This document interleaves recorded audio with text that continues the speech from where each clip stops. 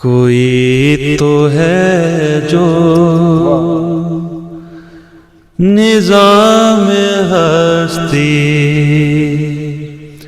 چلا رہا ہے، وہی خدا ہے۔ کوئی تو ہے جو نظام ہستی۔ بسم اللہ الرحمن الرحیم۔ السلام علیکم دوستو، امید کرتا ہوں کہ آپ تمام خیر و عافیت سے ہوں گے، اور آج ہم موجود ہیں اپنے ہنزہ کے ٹور کے 7ویں دن میں، 7واں اور آخری دن۔ تو عبداللہ بھائی جو کہ میرے ساتھ موجود ہیں، بہت ہی کمال نعت خواں ہیں، بہت ہی کمال انسان ہیں، عالم دین بھی ہیں، اور یہ موقع بار بار نہیں آتے کہ اس طرح مل بیٹھنا ہو اور ایسی گفتگو ہو جو آپ لوگوں کے ساتھ بھی شیئر کی جا سکے۔ السلام علیکم عبداللہ بھائی۔ وعلیکم السلام ورحمۃ اللہ۔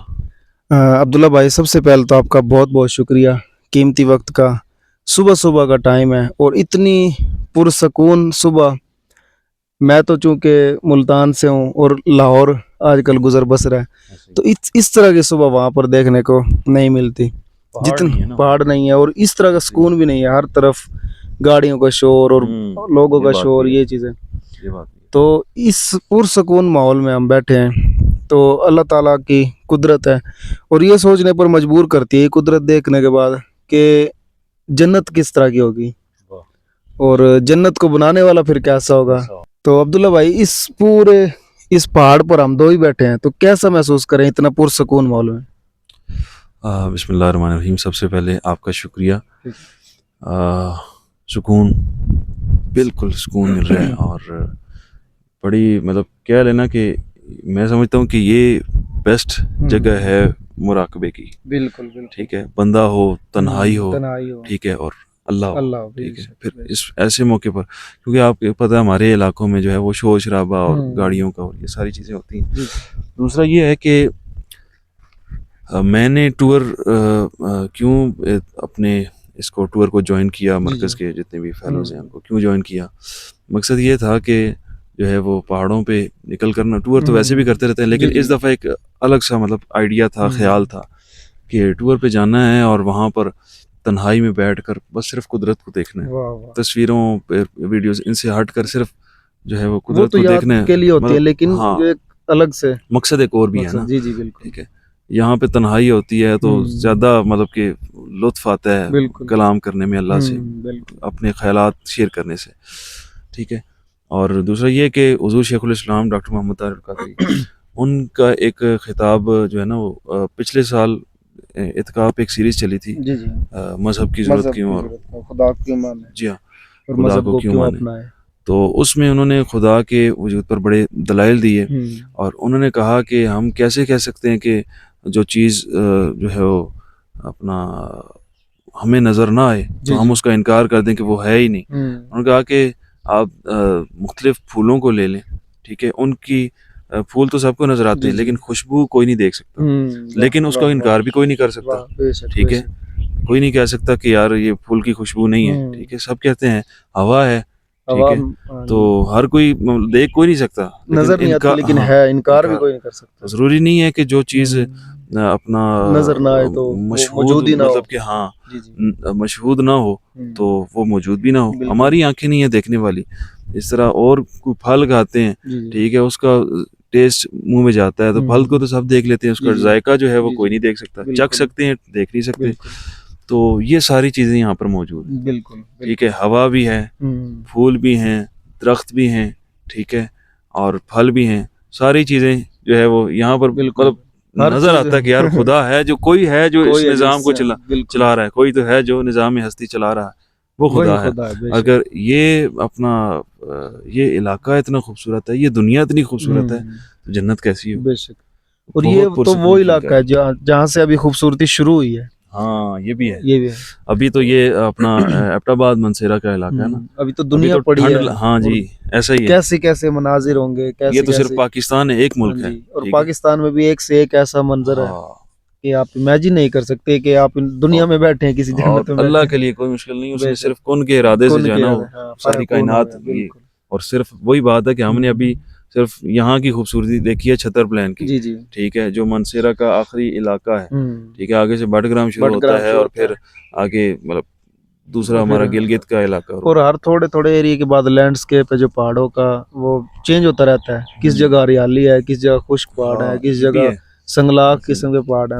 عبداللہ بھائی, اگلا سوال تھوڑا سا عجیب سا ہے. لوگ کہتے ہیں کہ سکون صرف قبر میں ہے, اچھا, تو اس پرسکون ماحول میں بیٹھ کر آپ کا کہتے ہیں؟ صرف قبر میں ہے ایسا نہیں ہے, جو قرآن و حدیث کے مطابق زندگی بسر کرتا ہے اس کے لیے اس دنیا میں بھی سکون ہے, اور جس نے اس دنیا میں اس خوبصورتی سے اس خوبصورت کو پا لیا اس کے لیے بھی سکون ہے, ٹھیک ہے. جو اس سکون سے محروم رہا ہے, ٹھیک ہے, وہ کہتا ہے کہ صرف قبر میں سکون ہے. تو سکون ہر جگہ ہے, جہاں پہ رب ہے وہاں پہ سکون ہے, ٹھیک ہے, جہاں پہ اس کا ذکر ہے رب تو ہر جگہ ہے, ہر جگہ, لیکن جہاں پر ہم رب کو محسوس کرتے ہیں سکون صرف ادھر ہے. یہ بہت اچھی بات کی ہے, اور یہ بیسٹ پلیس ہے, بالکل. اور یہاں پر بیٹھ کر جو ہر طرف سکون ہی سکون, نیچر ہی نیچر. آپ اگر ہوا کی آواز ہے تو وہ بھی نیچر کے قریب ہے, پرندوں کی آواز ہے وہ بھی نیچر سے قریب. آپ دیکھ لیں کہ ہر جگہ جو ہے نا وہ آرٹیفیشل خوبصورتی ہے, تو یہ نیچر ہے, آپ اللہ کی بنائی گئی ہے. لاہور میں چلے جائیں تو ایک سے ایک جگہ ملے گی لیکن آرٹیفیشل. دیکھیں ہم جاتے ہیں مدینہ منورہ, تبرکات جو ہے یہاں پہ حضور چلے ہوں گے, یہاں پہ یہ حضور کی گلیاں, صحابہ کی گلیاں, ہمارے جو بزرگ ہیں اولیاء ہیں, ٹھیک ہے, جناب یہاں پہ بیٹھ کر انہیں چلا کاٹا تھا. اس کو کیوں اتنی اہمیت اس جگہ کو دیکھے ہیں کہ یار وہ جگہ ان کے قدموں سے یا ان کے جسم کے ساتھ وہ جگہ مس ہوئی ہوئی ہے, تو اس کی اتنی عزت کرتے ہیں. تو جو بنائی گئی اللہ کے ارادے کے ساتھ, ٹھیک ہے, جو اللہ تعالیٰ نے خود کہہ لیں کہ ہاتھوں سے بنائی ہے یا ارادہ کر کے یا حکم دے کر وہ بنائی ہے, ٹھیک ہے, تو یہ ہم تبرکات کے لیے کیوں نہیں استعمال کرتے, اس کو تبرکات کی نظر سے کیوں نہیں دیکھتے. تو عبداللہ بھائی, اس خوبصورت سے علاقے میں جو کہ پاکستان کا ایک ٹکڑا ہے, جنت کا ٹکڑا بھی کہہ سکتے ہیں, تو کیا کہنا چاہیں گے؟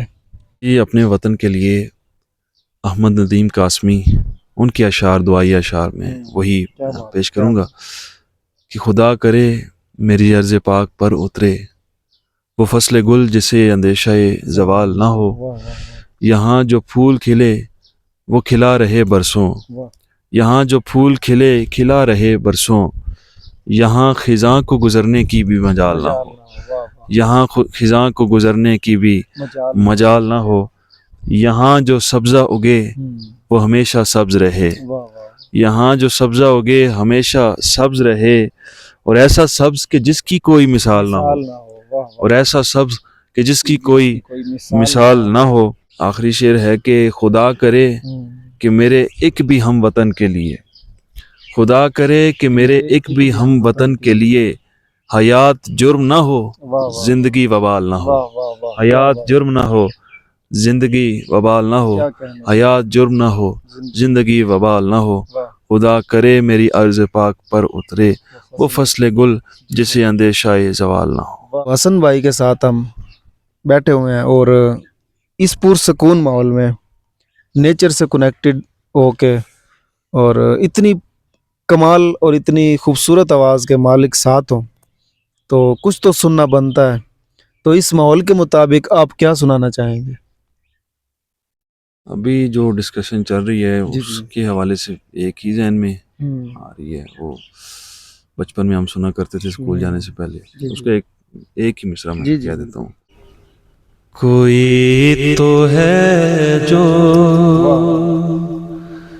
نظام ہستی چلا رہا ہے, وہی خدا ہے.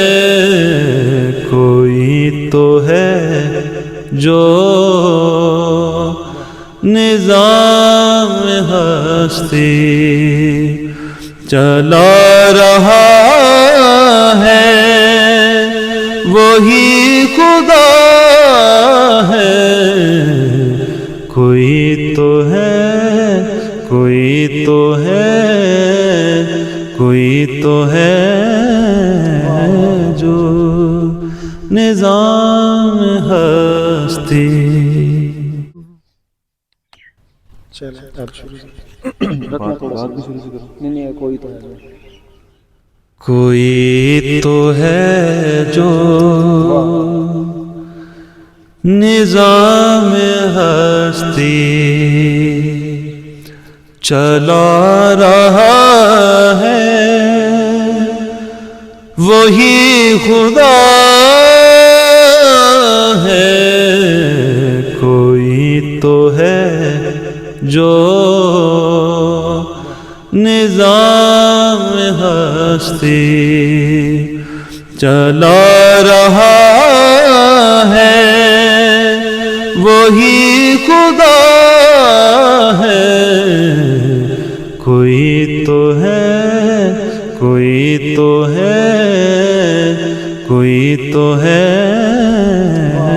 جو نظام ہستی. ماشاءاللہ کیا خوبصورت آواز میں حسن بھائی نے اس منظر کو کیپچر کیا، اور اللہ کی جو بنائی ہوئی یہ خوبصورت سی زمین ہے اس کو. تو ہمیں دیجیے گا اجازت، اپنا بہت سارا خیال رکھے گا. پاکستان زندہ باد. اللہ حافظ.